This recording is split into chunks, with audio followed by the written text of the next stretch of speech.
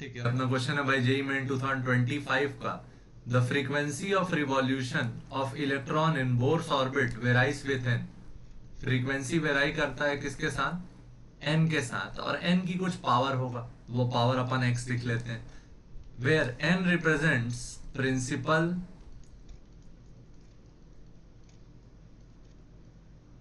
Quantum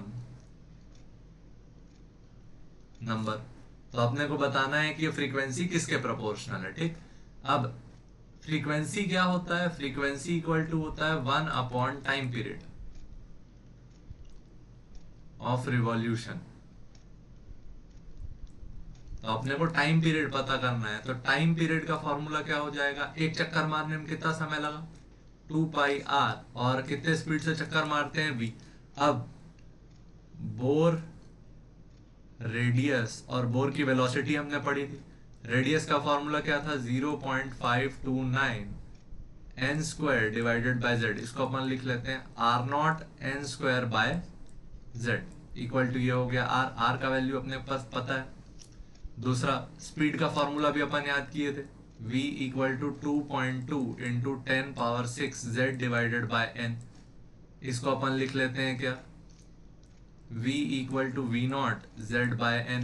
ये दोनों value को उठा के इसमें डाल देंगे तो क्या आएगा? 2πr naught n square divided by z upon v का value v naught z divided by n. ठीक, एन यहां ऊपर चले गया तो टाइम का फॉर्मूला क्या आया? 2πr naught by v naught n into n square हो गया n cube by z into z हो गया जेड स्क्वायर। इसको अपन मान लेते हैं constant. 2πr naught by v naught को मान लेते हैं टी नॉट। क्या मान लेते हैं? T naught. तो टी का वैल्यू क्या आया?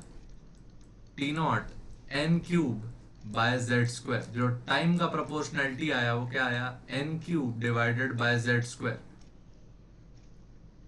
अब फ्रीक्वेंसी क्या बोले थे? Reciprocal of time period. तो फ्रीक्वेंसी के लिए किसका प्रोपोर्शनैलिटी आएगा?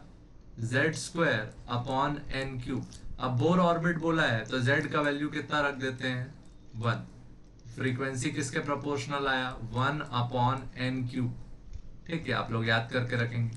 टाइम किसके प्रोपोर्शनल होता है? N cube by z square. तो फ्रीक्वेंसी किसके प्रोपोर्शनल आया? Z square by n cube. ठीक, कौन सा ऑप्शन लगा? सी। ठीक है, ठीक भाई।